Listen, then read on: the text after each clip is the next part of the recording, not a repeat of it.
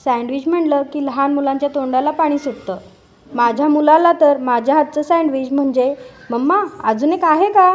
अगदी वेगळ्या प्रकारची ही पुदिन्याची चटणी वापरून ही आगळीवेगळी सँडविच बनवण्यासाठी व्हिडिओ शेवटपर्यंत नक्की बघा आणि एस विरा क्रिएटरला सबस्क्राईब करा.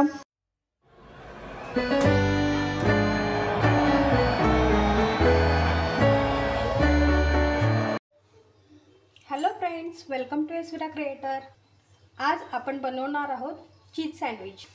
सर्वात आधी आपण चटणी बनवणार आहोत. त्यासाठी लागणारे साहित्य: कोथिंबीर, पुदिन्याची पाने, जिरा पावडर, शेंगदाणे आणि फुटाणे, काही हिरवे मिरच्या आणि अद्रकचे तुकडे आणि लेमन.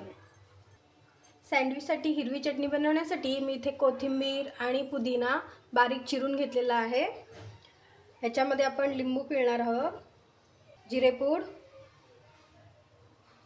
शेंगदाणे आणि फुटाणे, चवीपुरतं मीठ, हे अद्रकचे तुकडे आणि हिरवी मिरची. हे सगळं व्यवस्थित बारीक करून घ्यायचं आहे.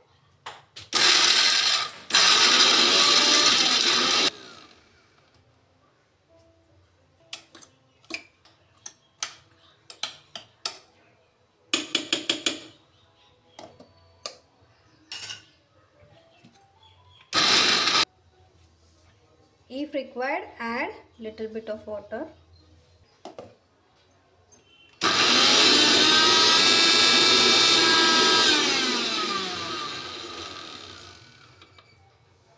आपली हिरवी चटणी बनवून झालेली आहे.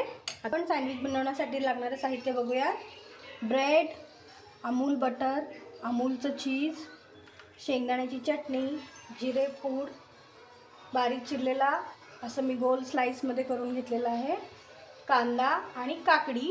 तुम्ही टमॅटोचा सुद्धा वापर करू शकता. सर्वात आधी आपण ब्रेडला असं हे बटर लावून घेणार आहोत. त्यानंतर ही हिरवी चटणी, हिरवी चटणी लावून झालेली आहे आपली. आता ह्याच्यावर आपण थोडी शेंगदाण्याची चटणी टाकणार आहोत.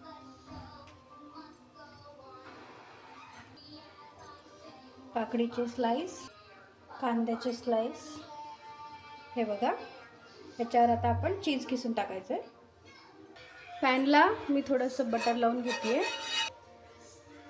स्टफ केलेलं ब्रेडचं स्लाइस ठेवते. ब्रेडचं स्लाइस आहे ना, त्याला आपण टमॅटोचं केचप लावून घेऊया. बघा, असं स्प्रेड करून घेऊयात व्यवस्थित. असं चीज किसून घ्यायचं आहे. तुम्हाला जेवढं आवडेल तेवढं चीज किसून घ्या. टमॅटो लावलेलं ब्रेडचं स्लाइस मी ठेवते आणि असं व्यवस्थित प्रेस करून घ्यायचं आहे. ह्या वरच्या साईडने सुद्धा आपल्याला व्यवस्थित बटर लावून घ्यायचं आहे. हे आपल्याला असं चमच्याच्या साहाय्याने प्रेस करायचं आहे. आपण पलटून घेऊयात आणि त्या साईडलाही अजून थोडंसं बटर लावून घेऊयात. लीड ठेवून घेऊयात, म्हणजे आतले आपले जे भाज्या आहेत, काकडी आणि कांदा, ते व्यवस्थित शिजले जातील. हे बघा, आपली एक बाजू व्यवस्थित शेकली गेलेली आहे. आता आपण हे दुसऱ्या साईडनी व्यवस्थित शेकून घेणार आहोत. दोन्ही बाजू व्यवस्थित शेकले गेलेले आहेत. आपलं सँडविच आता रेडी झालेलं आहे. हे बघा, आपलं गरमागरम सँडविच रेडी झालेलं आहे. आपल्याला आता असं कात्रीच्या साहाय्याने कट करून घ्यायचं आहे.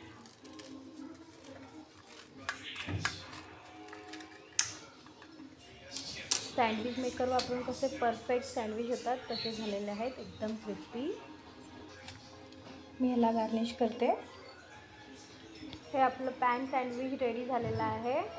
खायला पण खूप टेस्टी झालं आहे. तुम्ही घरी एकदा नक्की बनवून बघा.